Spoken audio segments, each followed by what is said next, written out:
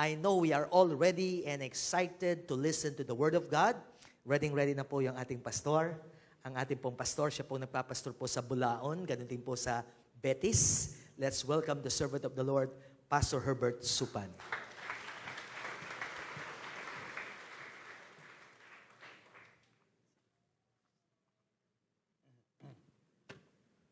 Thank you so much po, Pastor Phil.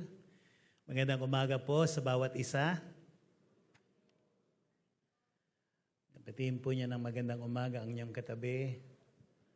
Sabihin mo sa kanya, God bless you, brother. God bless you, sister. Sabihin mo, peace be with you. Peace be with you. Sa lahat po ng mga nasa online, pinagpala po kayo ng Panginoon. Tayo po'y sumadaling yumuko at manalangin. Amang banal, we are so much grateful for your grace and your mercy. We are excited, Lord, sa bagong pagpapalang ipagkakaloob mo sa bawat isa. Panginoon, kayo po ang mas nakakaalam sa natatanging kahilingan ng bawat isa. Ibaba po ninyo, Panginoon, ang iyong pagpapala. Dumating po ang iyong kaharian sa bawat puso ng iyong mga anak na naririto, maging yung mga nasa online. We pray that the Holy Spirit will give us enlightenment, revelation. Ipakita po ninyo, Panginoon, yung mga katotohanan dapat naming makita, para palagi kaming maging matagumpay sa aming pagsunod sa inyo. Salamat po. Ito po ang aming dalangin sa pangalan ng aming Panginoong Hesus. Nang lahat po'y magsasabi ng Amen and Amen. Sa umaga pong ito, ang title po ng ating mensahe ay Roots of Bitterness. Roots of Bitterness. Babasahin ko po uli sa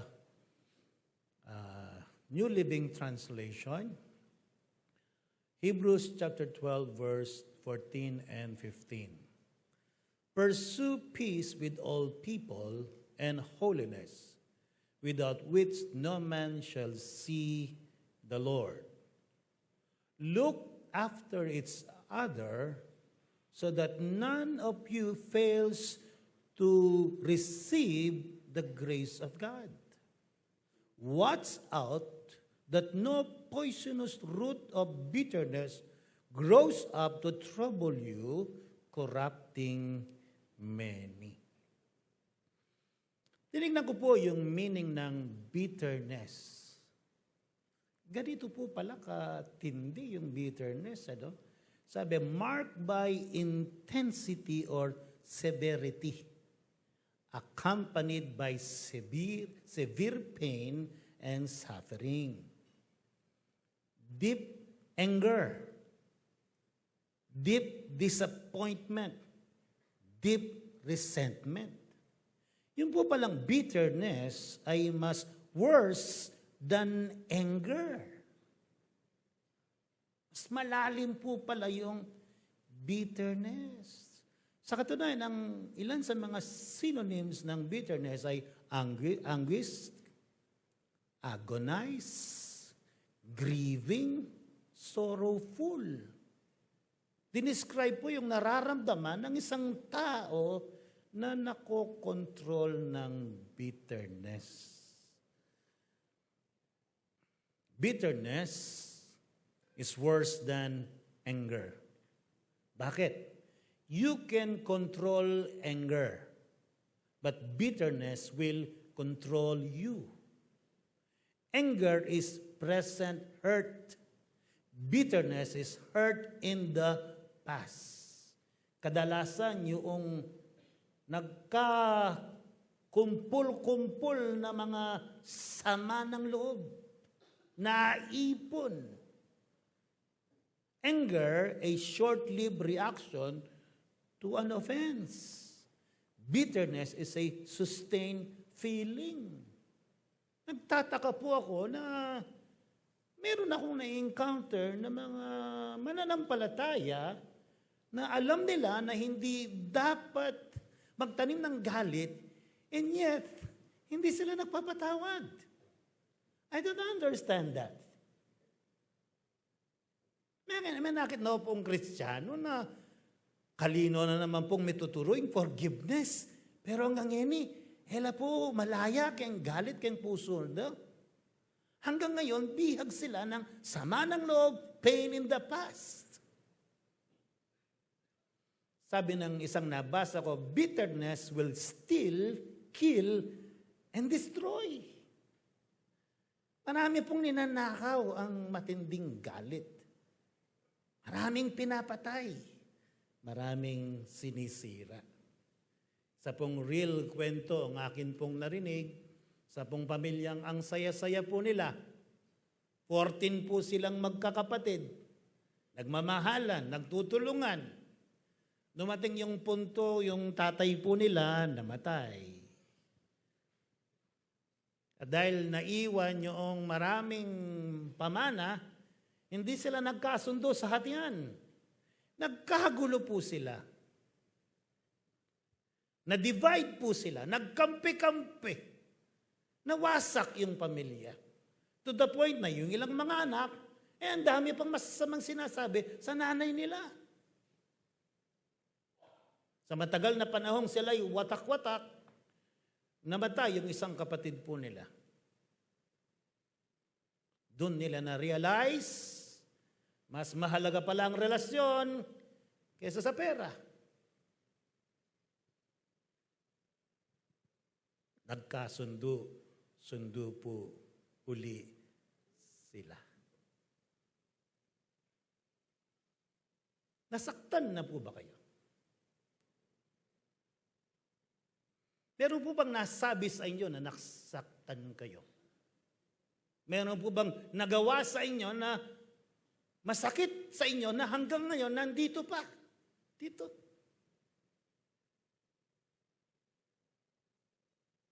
Meron po bang nasirang relasyon?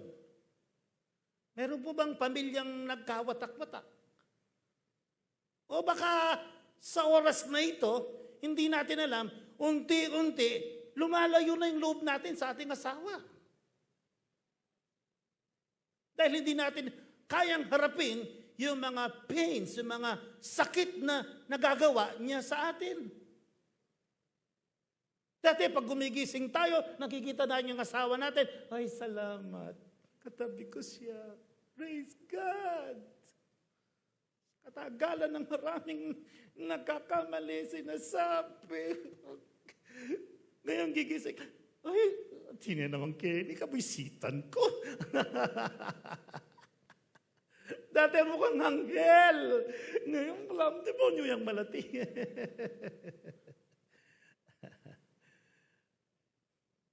Tignan po natin ang katotohanan patungkol sa bitterness. Una, bitterness is a root. Sabi sa Hebrews 12:15. Napakaingatan, sabi niya, na baka sino may di makaabot sa biyaya ng Diyos.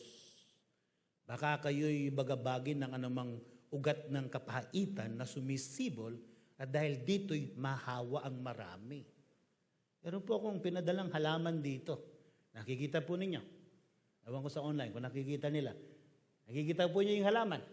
Nakikita po ba niyo yung ugat niya? Hindi. The root is hidden.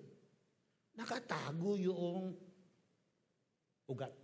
There are truths, 3 truths about the roots. Una, root often go unseen.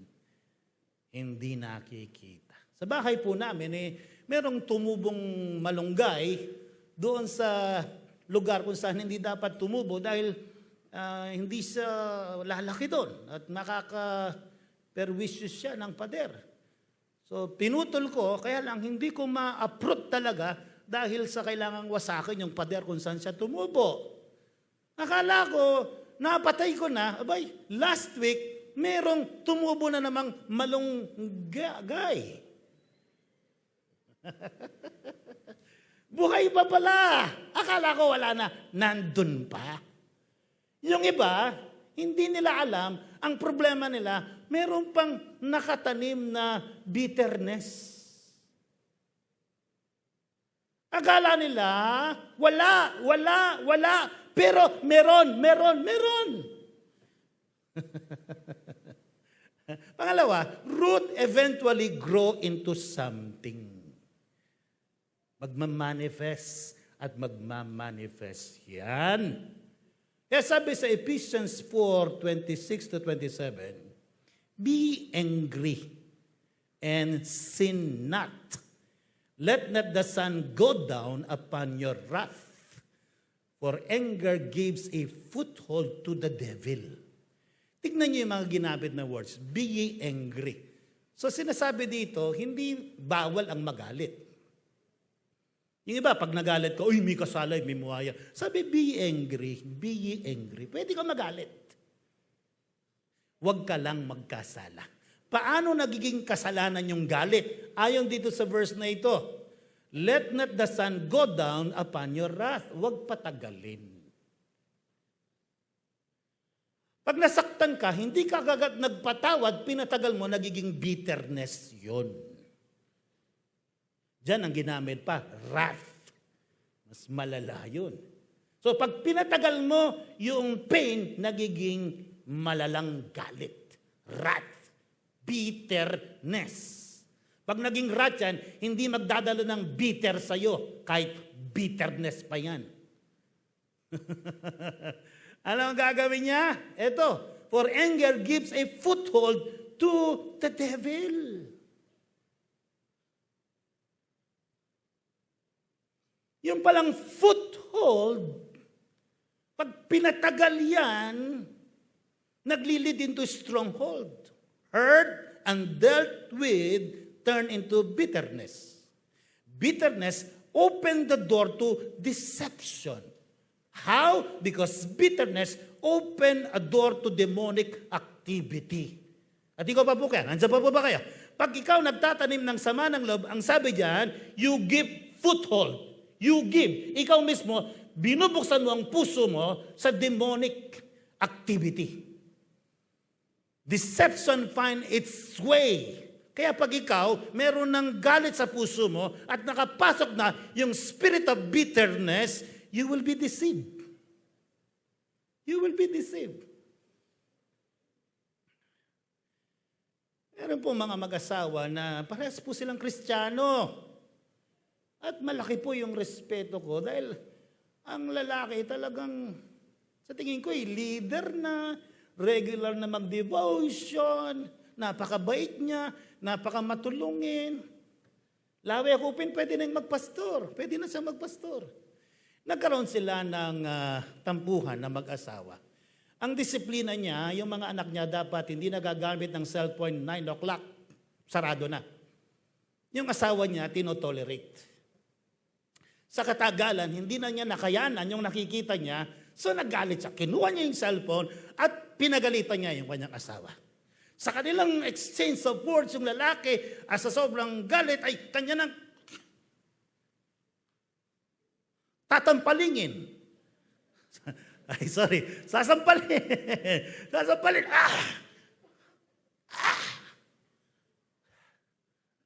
Hindi niya tinuloy. Na-control niya yung sarili niya. Pero nagsalita siya sa kanyang galit. Ang sabi niya, hindi ka na nagbago. Ang sakit ng naramdaman ng babae. Nagpatuloy lang sila sa kanilang buhay. Hindi nila sinolve. Walang naghingi ng tawad sa isa't isa. So si babae nagluluto, nagtataka siya yung asawa niya, hindi kumakain sa bahay. Dahil sa galit niya, hindi kumakain sa bahay, kumakain siya sa Jollibee. At dumating sa punto na nagkaroon ng opportunity na makausap sila. At sa pag-uusap, sabi ng lalaki, ba't ako hingi ng tawad? Wala naman akong kasalanan. Taka ako. Wala daw siyang kasalanan. Sabi ko, yung ikaw ay Mali ba yun? Opo, sabi niya. Yung sabihin mo yung asawa mo, hindi ka na nagbago, mali. Oh. Buti na lang, nagpakumbaba, humingi ng tawad. Pero nung umpisa, dahil pinatagal yung galit, nakita niya, wala na siyang kasalanan. You see, ang galit, bubulagin ka sa katotohanan. If you reject the truth and replace it with your feelings and lies, it will deceive you and it will become a stronghold.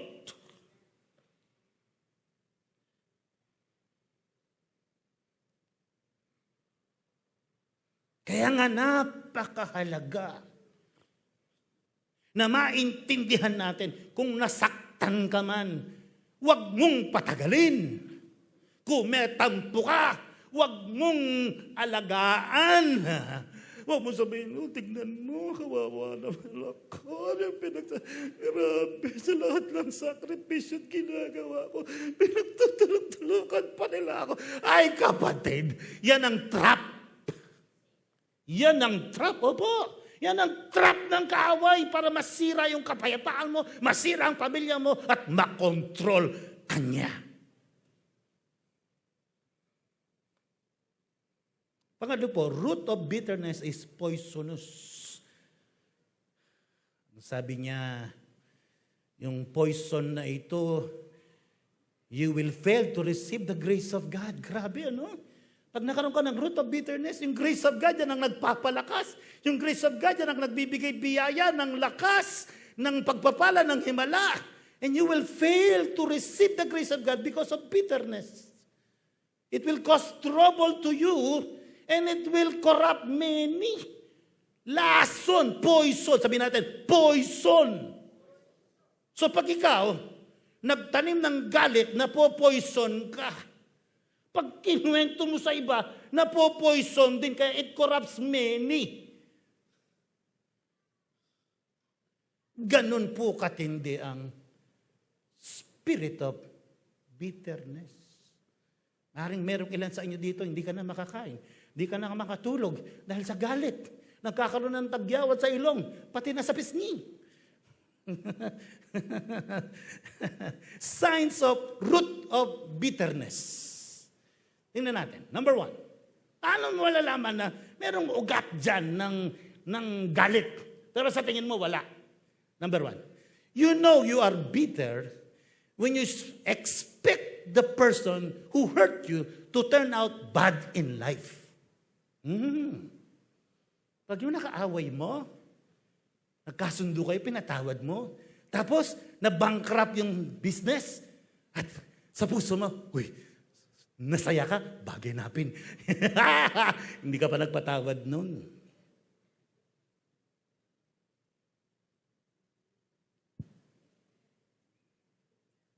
If you wish evil doon sa taong nakagalit mo, hindi ka pa nagpatawad. Sapagkat ang pagpapatatin, parang gumanti ka na rin, iba lang ang ginamit. Merong isang asawang lumapit sa akin, sabi niya, Pastor, at petawaran ko na yung asawa ko, o tatabaya, o kasanting na, o mabibless niya, o tayo may paparusan. Sabi ko, bakit? Sabi ni Lord, vengeance is mine. Kung ginantihan na may prospering asawa ko, sa tingin niya, pag hindi siya nagpatawad, dahil yung asawa niya ginawang masakit, si Lord ang gaganti sa kanya, yung asawa na payat niya, babankrupt niya. Maling kaisipan. Pag nagpatawad ka, gusto mo yung best sa tao. Tumino yung buhay niya, mapagpala siya. Yun ang tamang sistema ng Diyos, paraan ng Diyos, prinsipyo ng Diyos, na dapat dun tayo mabuhay.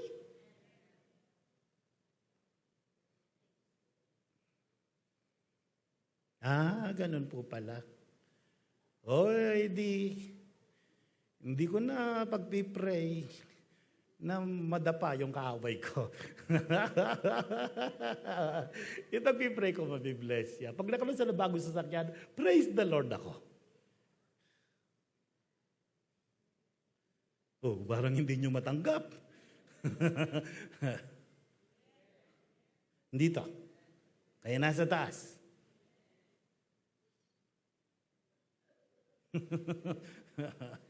Alwaya. Sabi na, tingnan niyo si Jesus Christ. Di ba si Jesus Christ? Sa kabila ng ating mga pagkakasala, nung pinatawad tayo, gusto ba niya mabankrupt tayo? Hindi, gusto niya mabless tayo. Kung paano tayo pinatawad ni Lord, ganoon din tayo magpatawad. Pinatawad tayo ni Lord, binalik tayo, nirenew tayo. Binigyan tayo ng buhay na walang hanggan. Binigyan niya tayo ng restoration. Lahat binalik niya, pinagpala pa niya tayo. Kahit nagkasala tayo sa kanya, dahil pinatawad niya tayo. So kung paano siya nagpatawad, ganoon din tayo magpatawad, yung pinatawad natin. Gagandang buhay niya kasi binless mo siya. Nahina pa rin ang amen.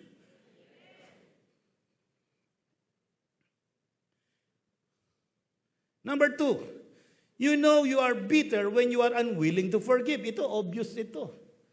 Alam hindi ako makakapagpatawad kasi meron pang root of bitterness. Pangatlo, you know you are bitter when the sight of someone you hurt in the past triggers negative vibes all the time, even when the person can no longer hurt you. Yung pag nakikita mo yung tao, masaya ka, tapos biglang sumasama yung pakiramdam mo. Yan naman. Dito na naman siya. Hindi pwedeng, pinatawad ko siya, pero hindi ko siya pwedeng makita. Hindi pagpapatawad yun. Yung naglalakad ka, sabi mo, pinatawad, tapos nasalubong mo siya, magdiditor ka, lumilit yung mundo mo. Dapat kung nagpatawad ka, makaka-fellowship mo siya, wala nang apekto yung nakikita mo siya. Kasi nga, ayos na lahat, pinatawad mo na siya, hindi mo man makalimutan yung ginawa niya, pero hindi ka na nasasaktan.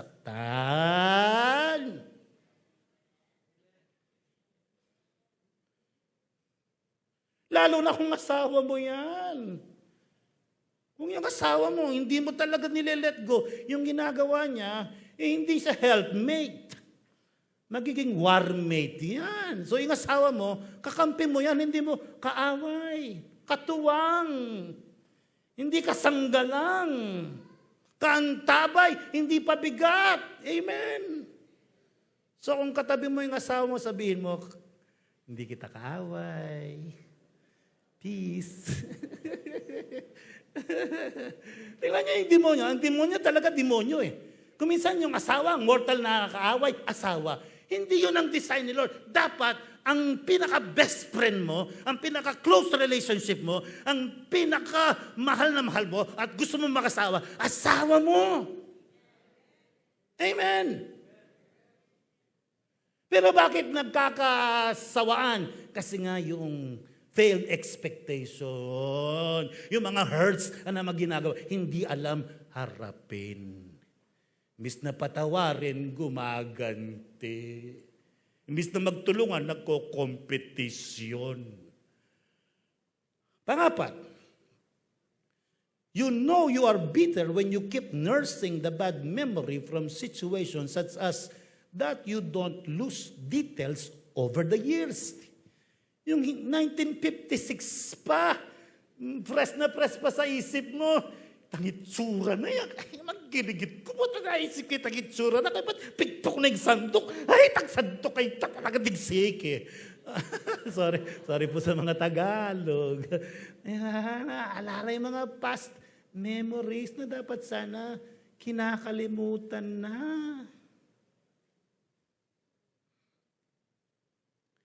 Meron po nag-away na mag-asawa sa sasakyan.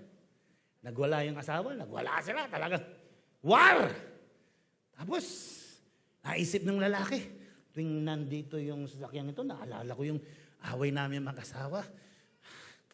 Ayoko na yung sasakyan ito. Anong gagawin mo? Maglalakad ka.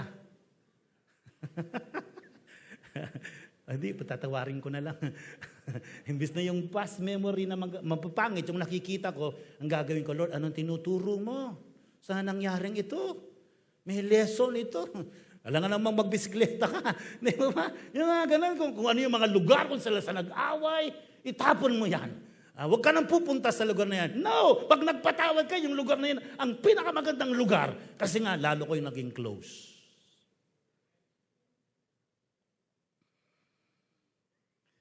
Merong ginawang survey. Anong ginagawa natin na nakakasakit sa iba? Tignan po natin, baka Baka merong ganito dito. Ano po? Offending na ginagawa ng magulang sa anak. Una, masakit na salita o pagmumura. Pagsigaw. Pagkukumpara sa iba.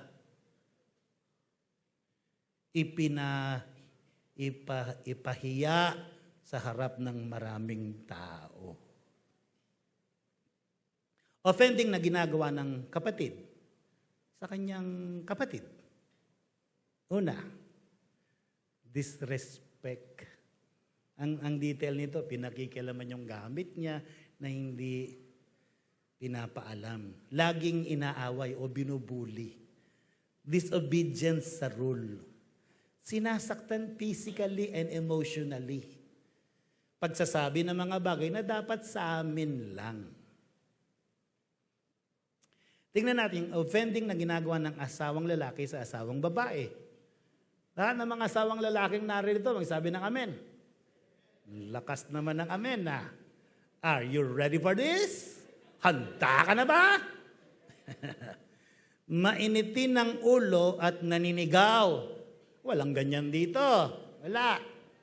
Hindi pinapatapos sa sinasabi. Uy, darling, darling. Alam mo, ang ganda na nangyari sa amin. Alam ko na yan. Pagod ako. Paulit-ulit lang, ang haba-haba niya. Diba? Hindi pakikinig sa kwento ni Mrs. Si Mrs. po pala, pag nagkukwento, gustong-gusto niya na pinapakinggan natin siya.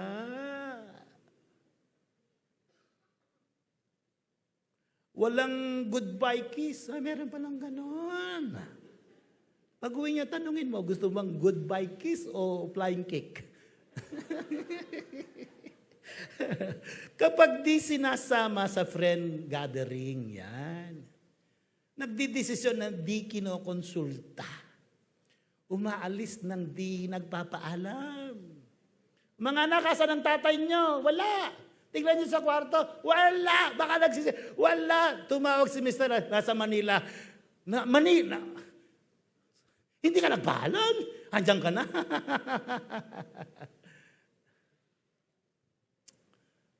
Bumawi tayo. Offending na ginagawa ng asawang babae sa asawang lalaki. Ito yung mga na-survey ko, 135. So, para patas. Okay, patas ito. Patas. Wala lang ang ano to, pinapaboran. Okay? Maglista kayo. Una, madaling magalit. Walang ganon. Yung asawa mo, hindi. Tumataas ang boses. Nagdidesisyon na di ako kinokonsulta. Masungit. Walang masungit na asawa. Mabait yan. Palagi nakangiti. Kahit naglilinis, nakangiti. Kahit pagod na nakangiti yan. Hindi. Walang ganon. Wala. Palaging negative. May biniling gamit yung asawa, electric pa. Gumastos ka na naman.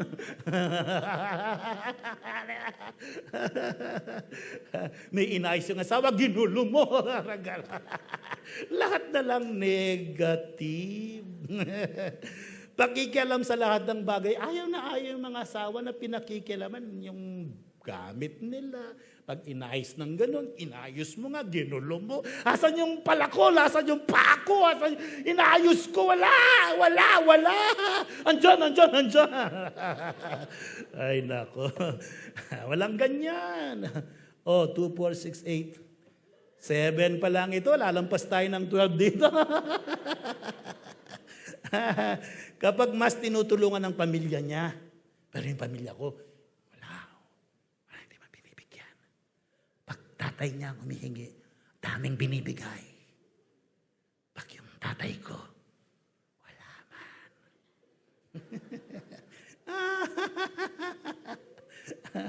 Wala na po, hanggang dun lang. Kaya naman dapat patas. Offending na ginagawa ng anak. Mga anak, Ako, andito kayo. Okay? Di magandang tono ng pagsasalita, palasagot. Para daw kapatid yung kausap.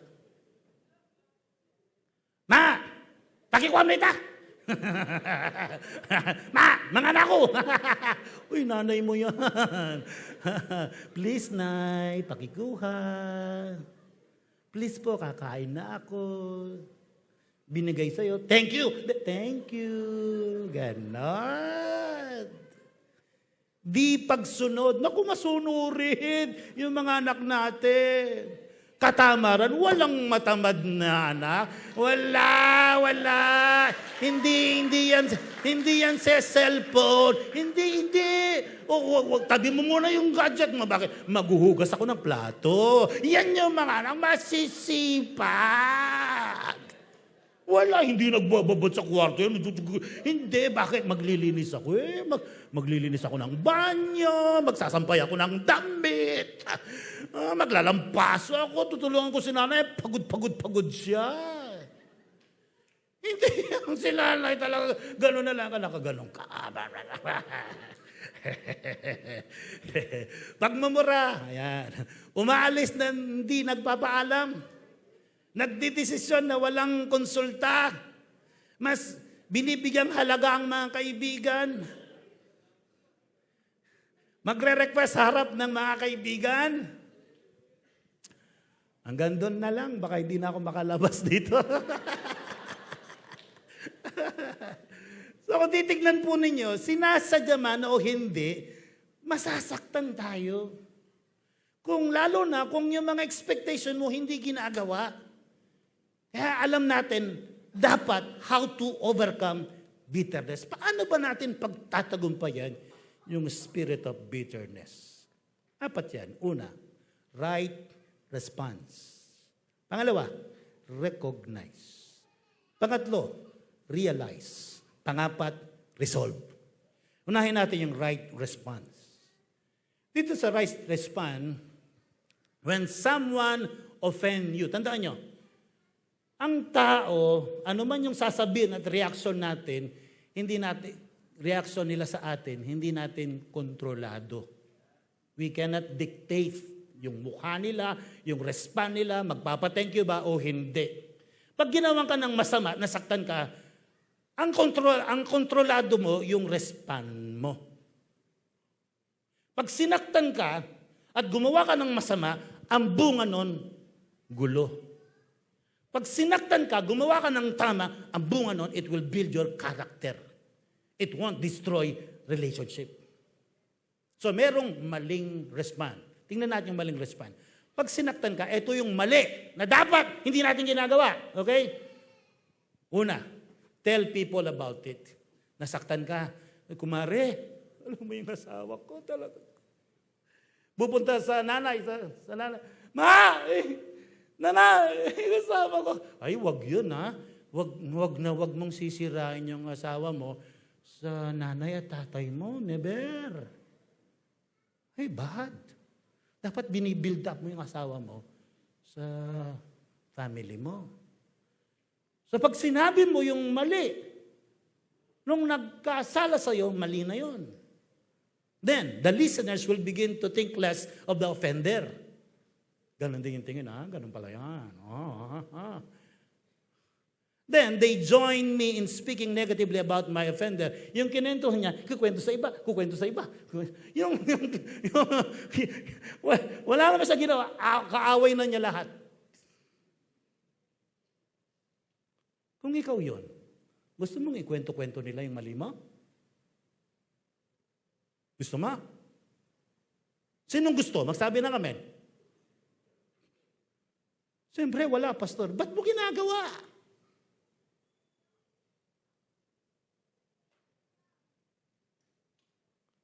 Imbis na protektahan mo, binubog. Boom! Pina-Facebook pa. Huwag naman yung Facebook yung galit niyo. Alam na ng lahat. Number 4, I have succeeded in causing others to sin. Creating division in relationships. Hindi ka naging peacemaker.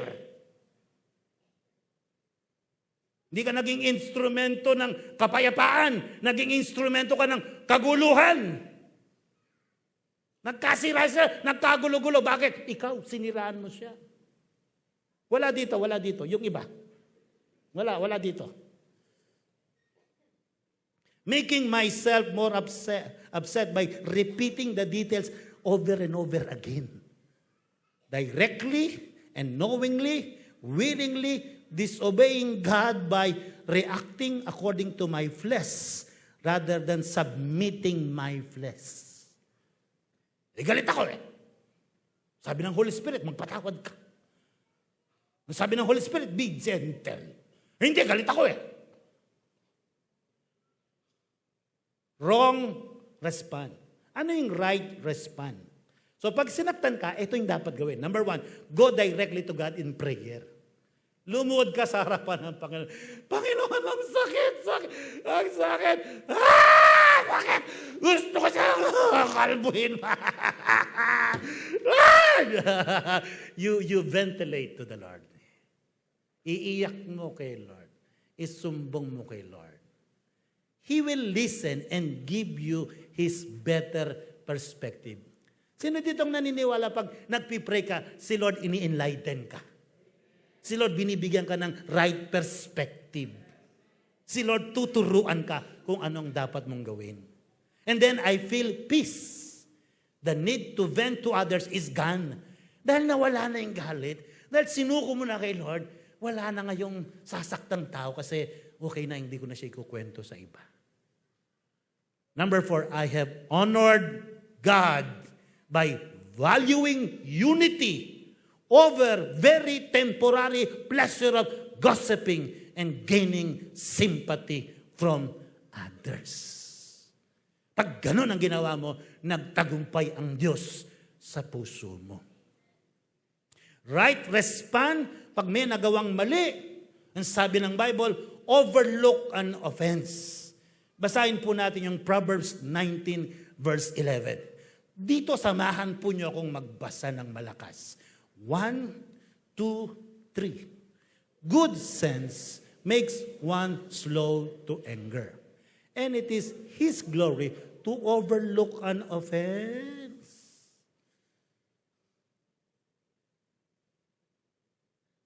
Anong sabi dito? Dapat daw matuto tayong mag-overlook ng offense. Ano yun? Palampasin ang nagawang mali. Amen. Kung malit na bagay, wag mong palakihin. Pinabili mo siya ng yelo.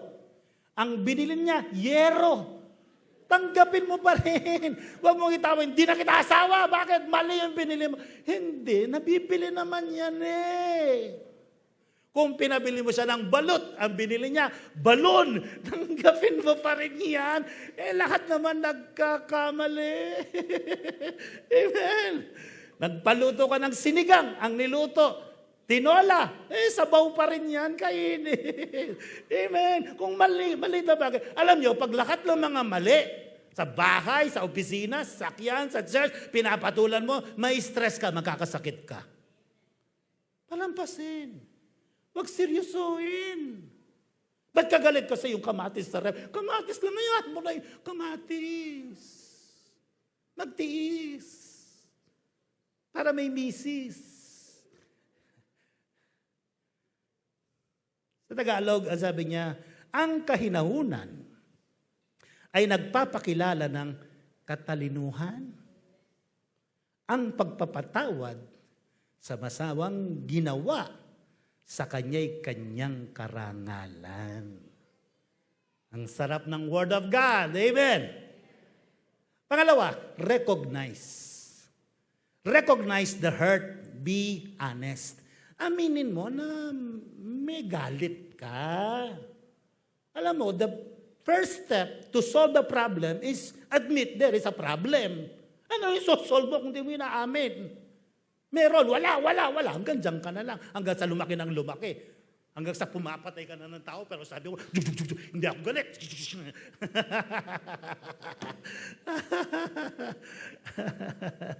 Ay, nako. Ganyan ako dati, no, Pastor Phil? Praise God.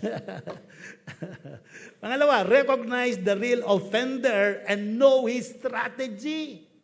Ano sabi ng salita ng Diyos? Ephesians 6:12. For we are not fighting against flesh and blood enemies. Hindi daw tao ang kaaway natin. Amen. Sino daw? But against evil rulers and authorities of the unseen world, against evil spirit in the heavenly places. Kung yung asawa mo nakalungya, nagkaanak sa iba, hindi yung asawa mo ang ipag-pray mong tamaan ng kidlat. Ipag-pray mo yung spirit of adultery na dating bait-bait naman yan. Hindi siya nakapagbantay, bumagsak siya. Pag nawala yung spirit of adultery, babalik yan at mababait uli. So hindi tao ang kagalit mo, hindi tao ang kalaban mo, yung spirito. Kaya ang pag-pray mo, Lord, i-deliver mo siya. Lord, magbago siya. Lord, ma-born again siya. Naalala ko po yung kwento ni, nakalimutan ko yung pangalan, mga Koreano. Tapos yung mga anak niyang dalawa, pinatay. Tapos yung pumatay, nahuli. Dahil nasakop uli ng South Korea. Sabi nung tatay, nung huliin yung nakapatay sa anak niya, pwede bang kausapin ko yung nakapatay sa anak ko? Kinausap. Pinatanggap si Jesus, tapos pinakiusap niya, huwag ikulong. Sasama sa bahay. Ituturing niyang anak. Pinayagan. Na born again. Nagpastor. Dahil yung tatay, imbis na gumante, sabi niya yung mga anak ko, ligtas yan. Ligtas yan. Itong batang ito, kung papatayin sa bilangguan, impyerno yan. Grabe yun, mga kapatid.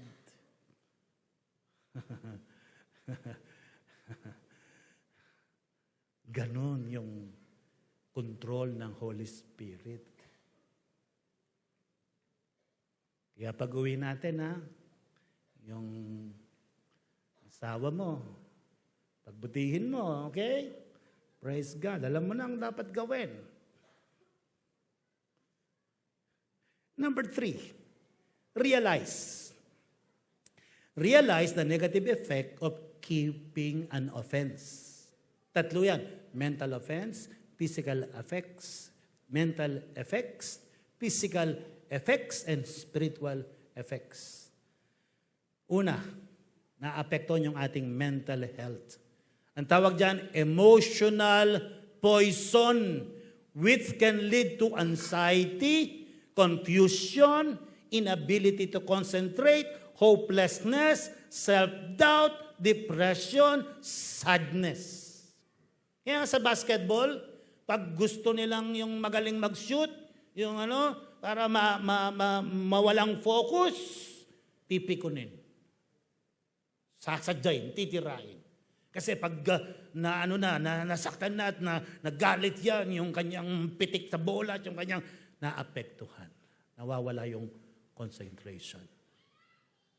And a whole host of negative emotions that cripple our everyday existence. Kaya napakarami ngayon ang dinidil na mental health. Una, dahil hindi alam harapin at pagtagumpayan yung hurts. Pangalawa, physical health. Naapektuhan po ito. Sabi sa Psalm 32 verse 3, when I kept silent, my bones wasted away through my groanings all day long. Sabi ng nabasa ko, people with many conflicts will surely die earlier. Gusto mong mamatay ng maaga? Sige, patulan mo lang. Spiritual health. Matthew 13 verse 57 to 58. And they took offense at him. He did not do many miracles because of their lack of faith. They took offense kay Jesus. Kaya sa sarili niya mismong bayan, hindi siya nakagawa ng maraming himala. Anong naapektuhan? Yung intimacy natin kay Lord. Dati isang worship song lang, talagang wow, tama mo na yung presence ni Lord. Ayaw mo nang huminto. Ngayon, nakaka-20 song ka na. Lord, where is your presence? Kasi nga naglugar na yung galit. Hindi makapag-flow ang presence ng Panginoon. Na-poison ka na. Less compassion. Less passion for godly things. Your offense will not be forgiven. Nagkakaroon ng demonic bondage. Pati yung calling mo, naiiwanan mo na. Ang sabi ni Pastor David Winston, my life is too short. My calling is too great to be offended.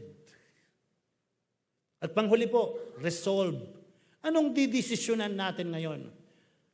Allow God's love to dominate. Alam po niya, wala tayong mapagkukunang magandang halimbawa, kundi ang mga kasama nating Kristiyano. Dahil tumingin ka sa gobyerno, tignan mo. Itong sistema, gantihan, siraan. Hindi naman lahat, pero karamihan. Tumingin ka sa mga hindi Kristiyano, gulo. Dapat sa loob ng church, ang nagahari pag-ibig ng Panginoon. Dapat didesisyonan natin na sa loob ng ating pamilya, hindi galit ang magahari, kundi pag-ibig. Dapat sa ating church, didesisyonan natin, hindi galit ang mag-ahari, kundi pag-ibig.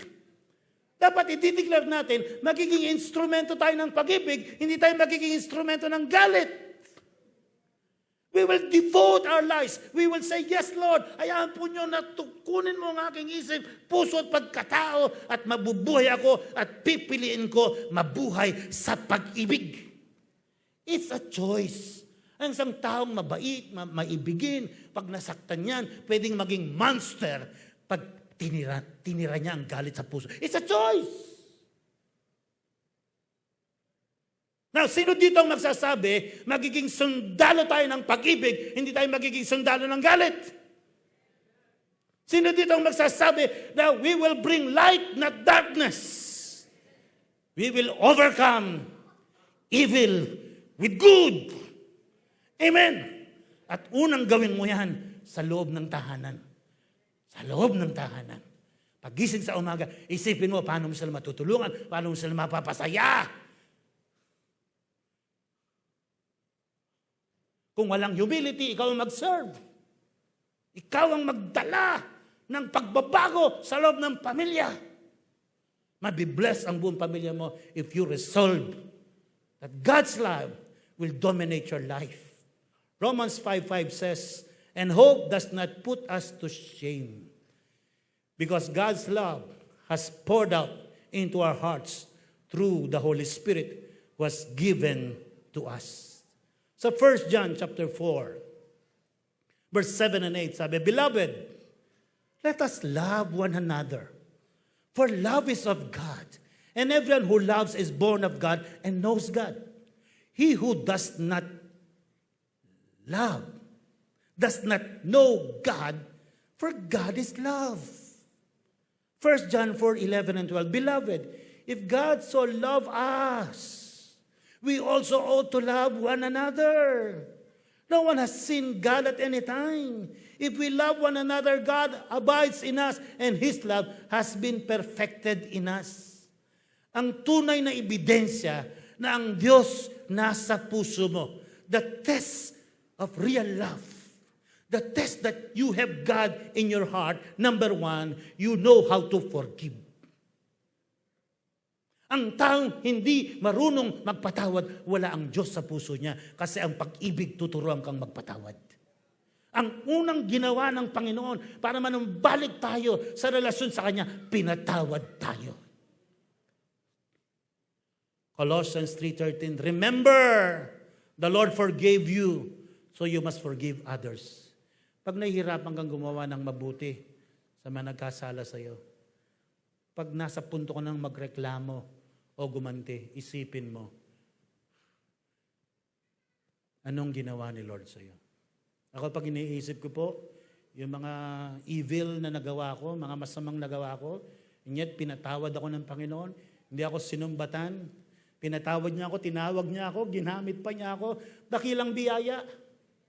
Kung napakatindi ng pagpapatawad ni Lord sa akin, At napakaliit kumpara doon sa nagawa kong kasalanan yung nagawa ng kapwa ko. Hindi ko pa siya patatawarin.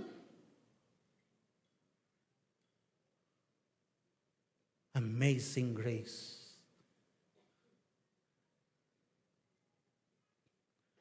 The ultimate test of love is how you respond when somebody hurts you. 1 Corinthians 15:5 says, love is forgiving. Love does not keep a record of wrongs that others do. Pangalawa, if you have the love of God, no revenge. Hindi ka nagaganti sa ginawang masama sa iyo. Romans 12:21, do not be overcome with evil, but overcome evil with good. Sa 1 Peter chapter 3, verse 8 to 9, ang sabi, finally, all of you, live in harmony with one another. Be sympathetic. Love as brothers. Be compassionate and humble. Do not repay evil with evil or insult with insult, but with blessing, because to this you were called so that you may inherit a blessing. Mga kapatid, pwede kayong gumante. Opo, pwede kayong gumante. Okay ba kayo doon? Galing na Sister May. Yeah. The best revenge is to give blessing. Okay, the best way to conquer an enemy is to love them. Huwag kang gaganti ng masama, ipag-pray mo siya, i-bless mo siya. Amen.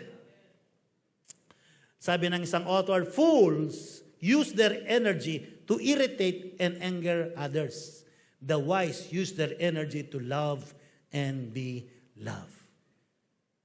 At panghuli po, if you have the love of God in you, you will know how to love your enemy. Luke 6:27 to 28. Do good to those who hate you. Bless those who curse you. Pray for those who mistreat you. John 15 verse 12. This is my commandment, that you love one another as I have loved you. Sa Proverbs 12:10 verse 12 sabi, hatred stirs up conflict, but love covers over all wrong. Sa Tagalog po, sari-saring kaguluhan ang bunga ng kapuotan. Ngunit ang pag-ibig ay pumapawi sa lahat ng kasalanan. Anong ibig sabihin ng covers multitude of sin? Anong ibig sabihin ng covers or wrong? Dalawa yan.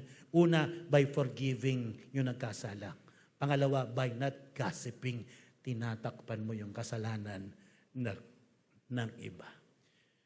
In conclusion, entrust everything to God who judges justly. Ang halimbawa natin sa katarong ito, si Kristo mismo. 1 Peter 2:23. When he was reviled, he did not revile in return. When he suffered, he did not threaten, but continued entrusting himself to him who judges justly. Mga magulang, mga kapatid, sa araw na ito, let us fight against the spirit of bitterness. Bunutin natin ang ugat ng bitterness. Magpatawad tayo.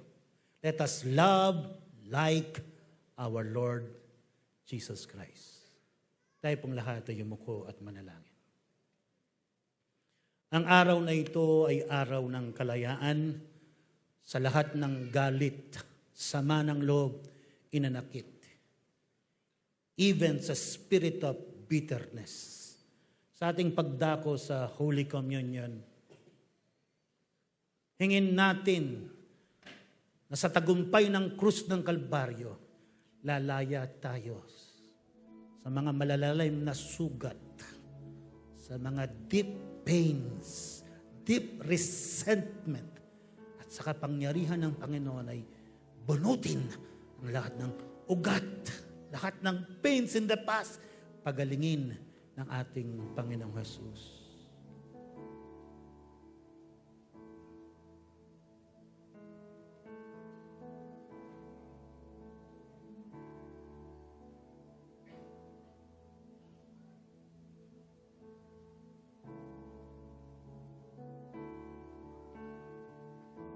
We welcome you, Holy Spirit. Have thine own way. Habang inaawit po ito, sige po, let's just respond. Kung kailangan mong hubingin ng tawad, kung kailangan mong magbigay ng tawad, Let's do it right now.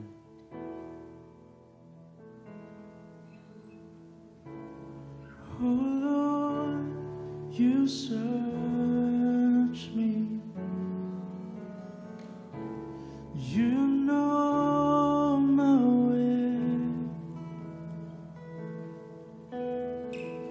Even when I fail you, I know you love me. Your holy presence surrounded me.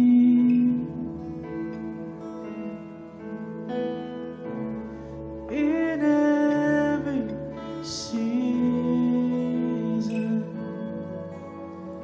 I know you love me.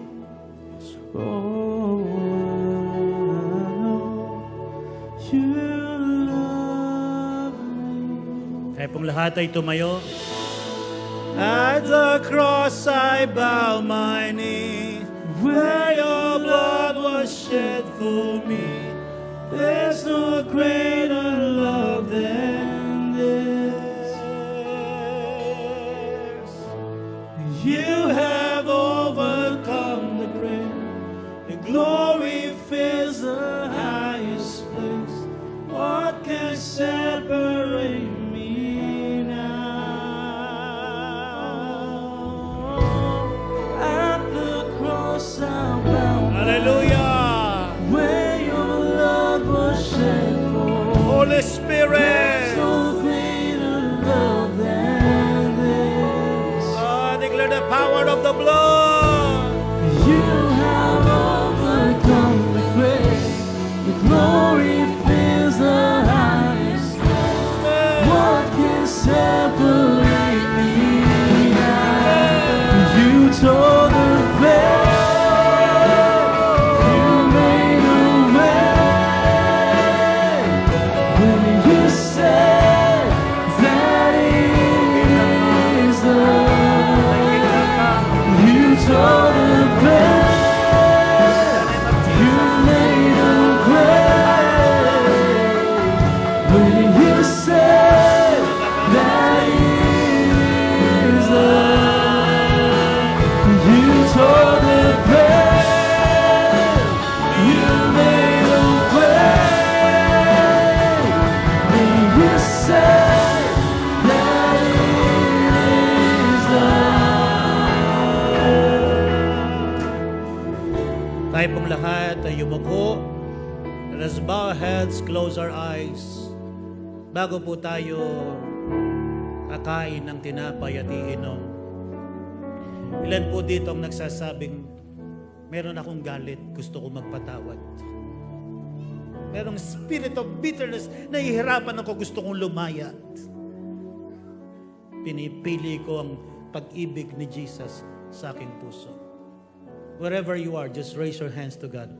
We will pray. Yes, Lord. Yes, Lord.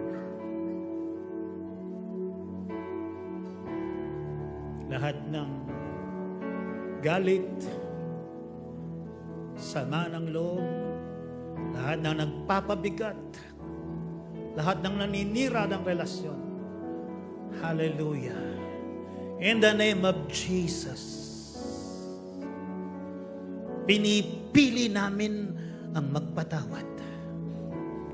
Pinipili namin ang umibig. At sa pangalan ng aming Panginoong Hesus, pinapatawad namin ang mga taong nagkasala sa amin. We choose to let go. Sige kapatid, surrender mo kang Lord. Surrender that to the Lord. There is the great conviction of the Holy Spirit that today is the day of your deliverance. Magbabago na ang takbo ng buhay mo dahil iyong i-renounce ang lahat ng galit sa puso mo. Do it right now by the power of the blood of the Lamb. In Jesus' name, surrender all right now. Let it go. Let it go in the name of Jesus.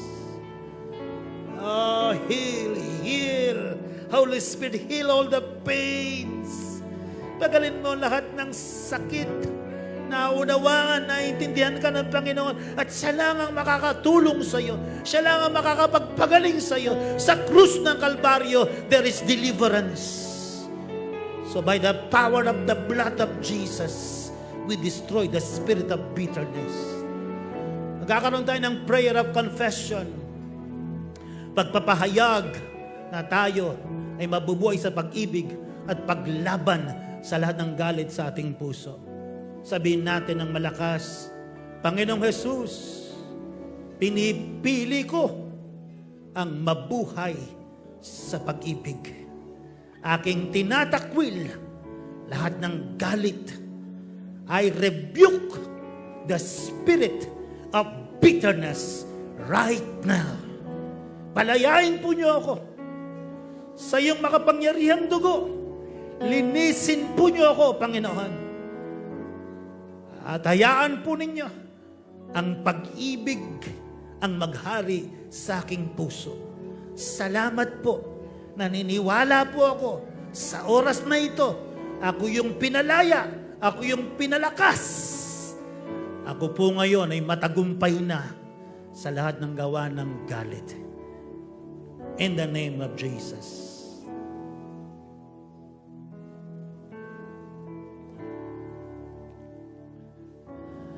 Isild po ninyo ng iyong banal na dugo ang kalayaan na ginawa niyo sa aming buhay. At hindi na namin nahayangan na magtanim pa ang kaaway ng ugat ng galit sa aming mga puso. Sapagkat ito ang turo na tinanggap ko mula sa Panginoon at ibinibigay ko naman sa inyo. Nung gabing siya'y ipinagkanulo ang Panginoong Jesus, ay dumampot ng tinapay, nagpasalamat at pinagpira-piraso iyon at sinabi, ito ang aking katawan na inihahandog para sa inyo, gawin ninyo bilang pag-aalala sa akin. Matapos maghapon ay dumampot siya ng kopa at sinabi, ang kopang ito, ang bagong tipan na pinagtitibay ng aking dugo. Tuwing iinumin niyo ito, gawin ninyo bilang pag-aalala sa akin. Sapagkat tuwing kakain kayo ng tinapay at iinom ng kopang ito, ipinapahayag ninyo ang kamatayan ng Panginoon hanggang sa muli niyang pagparito.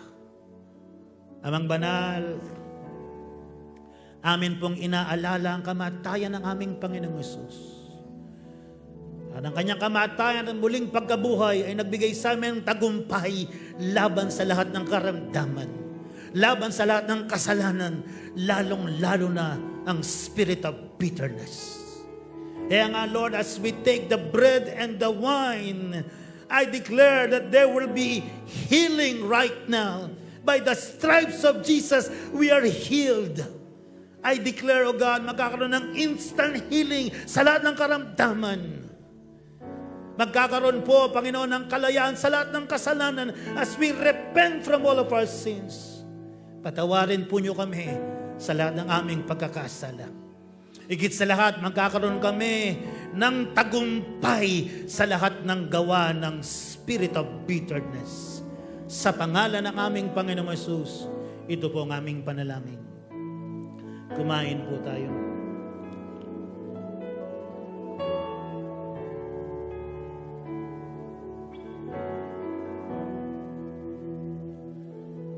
We love you, Heavenly Father. We love you, Holy Spirit.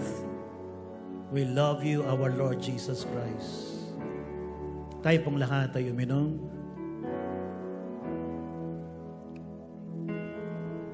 Let's sing this song again.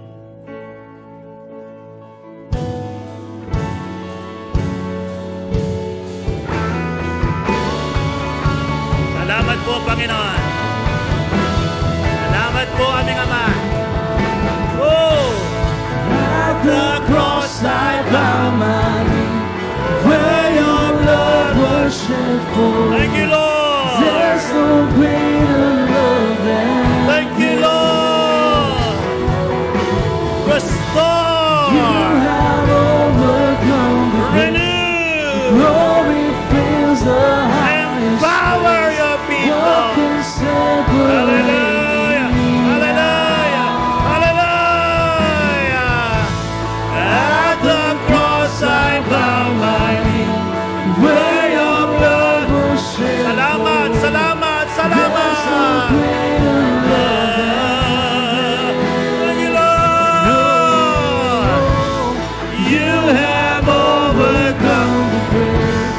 Glory fills the highest place. What can separate me now? Maraming salamat po, Panginoon. Kami po'y uuwi na pinagpala, pinalakas, pinatawad, at pinagaling. Sa iyo lahat ng papuri sa pangalan ng Diyos Ama, ng Anak, at ng Banal na Espiritu Santo. And everybody will say, Amen!